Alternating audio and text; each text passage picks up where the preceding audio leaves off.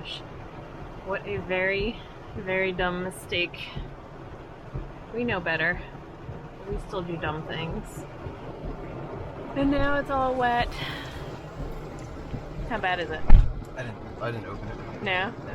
There's some more water's gonna get in. So I didn't look. I just made sure it was. It's like pouring. Tied down. Alright, what do we do? Wait. I missed the camper. We're not backpacking. We waited for the rain to ease up and then we went to survey the situation.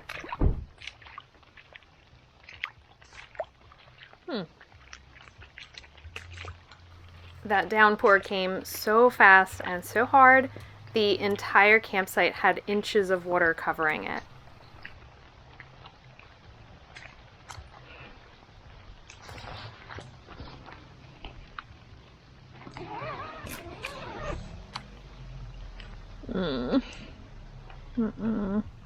Both of our down sleeping bags were soaked on the top half, our pillows, and there was basically a puddle inside the tent. Ew.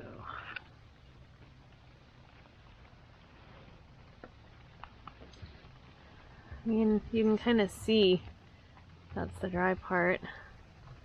That's the wet part. The pillows got the worst of it, and all the stuff up here is like in a puddle. At this moment, I was really glad that we weren't backpacking, we weren't in a cold climate, and we had the car nearby. It'll dry out tomorrow. Yeah, hopefully. Not that bad. If we were in a cold climate, this could have been really dangerous. Turn your pillow over. Sleep on the dry side. Oh. At this point, we were completely soaked from running around in the rain, and everything we had at our campsite was completely soaked. We were just happy that we were not camping in a cold location. It's all flooded. The fire pit's full of water. And I was gonna say, thank goodness, at least they're not playing music anymore, but you can still hear somebody off in the distance. We were talking about maybe sleeping in the car, but neither of us really liked that option. That's pretty bad.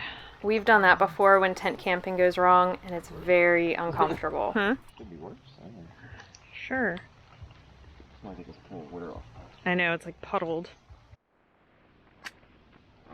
I'm using my camp towel as best I can to try to get some of the water off, but it was pouring so hard, it soaked through from the top all the way to the inside. So hopefully, oh, and now we're just letting a bunch of bugs in. Yeah. So we're going to be wet and bitten by mosquitoes. But if it doesn't dry fairly quickly tomorrow, we might have to go find a laundromat, because I don't know, but like with the humidity, I don't know if this is actually going to dry at all. No. Probably not. So tomorrow will be laundromat day. It's fun. We decided we did not want to sleep in the car, and Patrick came up with the idea of using his raincoat to kind of shield him from the wet sleeping bag. So we made it through the night.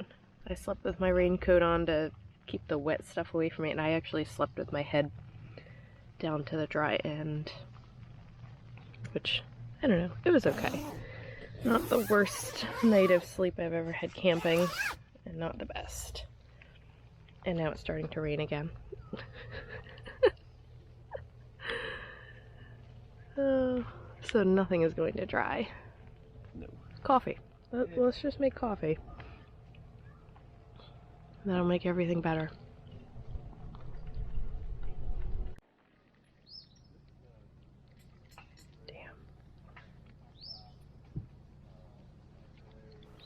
Unfortunately, the brand new lighter that we got to use our camping stove also got wet and was not working. There's a spark. There is? Yeah. At this point, we were starting to feel a bit defeated, and we needed a new plan. Maybe we should just go out, get breakfast, find a laundromat. Is drizzly anyway. Yeah. So we're just gonna stand here and cook in the rain. Yeah. It's stupid. There's a full-fledged Walmart. It's brand new.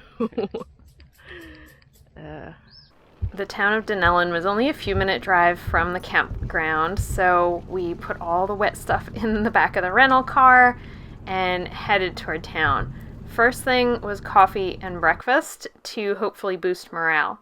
And we found this place called the Breakfast Station randomly and just went in there. We got a side of the cinnamon swirl pancakes, and then finally our day was starting to look up. They were amazing. We found this laundromat not too far away, and although this was not our favorite thing that we wanted to be doing, we wanted to be swimming, but the people here were so very nice, which did start to improve our day. We got the sleeping bags and the pillows all dried out. It took a while. The head of the sleeping bag, like the little hood that goes, you can like stick your head in it, was soaked on both of them. I had to keep putting it on over and over and over and trying to like pull apart the down. It was balled up into this wet mess of down inside the fabric, and that's why down sleeping bags, once they get wet, they're kind of useless, and I totally understand that now. But they are extra fluffy, and the pillows are also extra fluffy. So we got paper towels at the store because the floor of the tent is also soaked. So we're going to go in there and try to clean off the floor of the tent before we put all of our sleeping stuff back in there. We were really fortunate that this happened so close to town, so we were able to go get a new lighter, get paper towels, get some coffee, and even though we lost some time where we probably would have rather have been doing fun stuff, all of the things were getting fixed and we were getting back on track. In business. We'll keep the extra one in the car. Yeah. Drying everything out. The bad thing about being in such a humid place is things really don't dry, even when the sun's out, and we're in the shade. But at least we weren't too far from the store, so we could get some towels. And the other thing is, when it rains like that, it like throws up the dirt, and there's just dirt all over everything. I think our chairs are still wet too. With that important learning experience behind us, we changed into our swimsuits and finally made our way around to the other side of Rainbow Springs State Park to where the swimming hole is located. You can have dogs. They just have to be on leash. And you can have flotation devices. The swimming area is pretty deep. You can't touch the bottom, so not a bad idea to have some sort of flotation device. A whole network. Visitor center, some pools, a garden, a bunch of stuff. This network of trails and man-made waterfalls was created to make this a bit of a tourist destination. That is pretty neat. But as we got our first glimpse of Rainbow Springs and we were just blown away by the color of the water, I don't know why you would need anything else to draw people here. So the visitor center closes kind of early, but it's neat. It's open till what, 6:30? 6:30. That's not bad at all. There's a nice paved trail that brings you from the parking area past the visitor center and down to the water. We even saw some people bringing their own paddle boards down. Since we had to handle the small flood this morning, it was kind of late by the time we got to the springs, so the sun wasn't shining on the water, but it was still perfectly clear. We are definitely not used to this in New Jersey. It is a bit chilly. Patrick went in. I didn't quite feel like going in just because the sun wasn't on me, but it is very inviting water. You can see all the way to the bottom, even just sitting on the dock. If you look closely at the bottom, you can see the vents where the water is bubbling up to the surface. That water is a constant 72 degrees year-round, so it's a little chilly when you first get in. Once you're in, it's really pretty refreshing, but this area can get very popular on hot summer days. We were lucky that we were here a little later in the day, and it was a weekday, so it wasn't too busy. But this area creates 400 million gallons of water every day, and this is the headwater of the Rainbow River. So to the left, there's land. To the right, the river comes out of this area. And you'll see inside the line with the buoys is the swimming area. You have to stay in there when you're swimming. And then outside of that area, you are free to kayak or paddleboard. You can bring your boat up here, whatever kind of water sports you like to do. And that was going to be on our list for sure.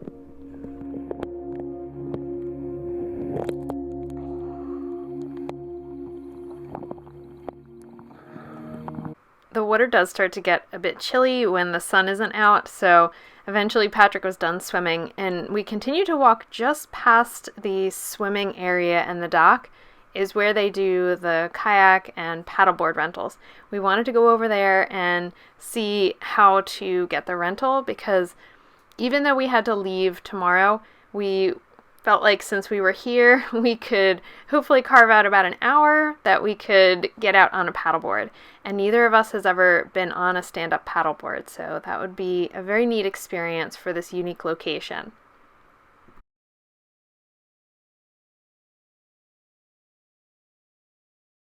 In the 1930s, this area was run as a privately owned theme park. They had a bunch of different tourist attractions.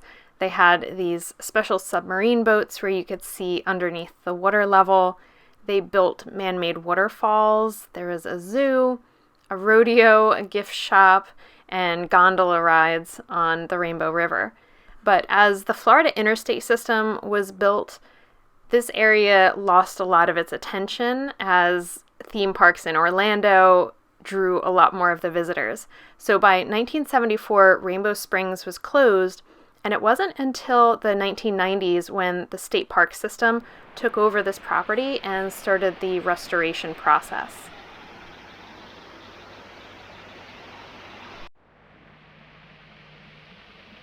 We checked out some of the man-made waterfalls from the old theme park, and we walked through the zoo complex, or what was left of it. Really small enclosures. I am very glad that they don't have animals in here anymore. It's just a very sad place to keep animals enclosed. We kept walking through the paths, and we decided to make our way back to the car and back to the campsite, especially considering that we did not sleep well at all last night. We were starting to lose our energy, so it was time to head back and make some dinner.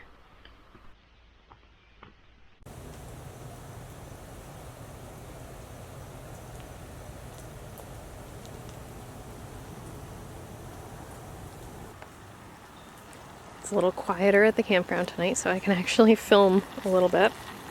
And on the menu tonight are burrito bowls. I've got peppers, red onion, and tomatoes with some feta cheese in there. And I'm going to throw the rice in. These black beans, we've never had these, but they're like flavored already, so we're going to put that on top. I've got an avocado that I think is ripe, and some olives. So I think it should be pretty good. And there they are. Our challenge for this trip was trying to get healthier food without having refrigeration, because we're trying to keep ourselves decently healthy on this trip. As we travel more and more, we can't just be going out to eat all the time. So trying to rein in the diet, which is challenging when you don't have a fridge or anything. And then Pat's challenge was to try to get this fire started with wet wood, because everything was soaked from last night. But you got it. Looks good. Use some lip All balm. right. Oh, the old chapstick trick. Yeah. Because it's a petroleum product, right? Yeah. So It's like a candle. Yeah. Grabs the flame. You can just put it on some paper towel or anything, cardboard. All right. Let's eat. Yep. This day was off to a pretty rough start after sleeping on wet sleeping bags and wet pillows.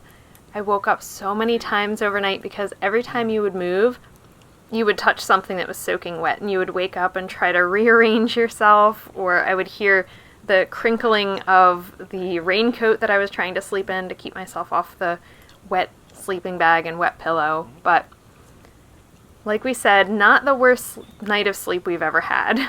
That will be a story for another day as well.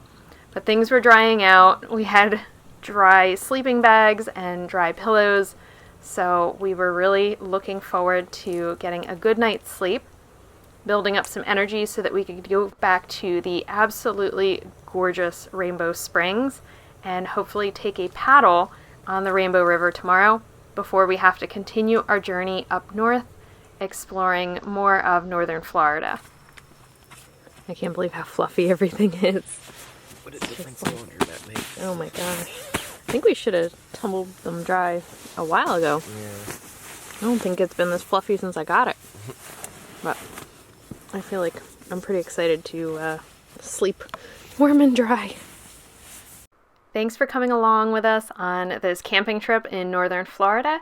Next, we're heading up to Mayo, Florida, where we had a great tent site overlooking the Swanee River. Make sure you're subscribed, hit that notification bell, and we'll see you in the next one. About you and me, the injustice, the next president to be, the news and what you hear, your career. It's time for you to face those fears, and it's all fair to be aware, and I'll be there. So don't be scared. Just take a deep breath of air. And 1, 2, 3 to 10, you begin to focus again, and no time flies.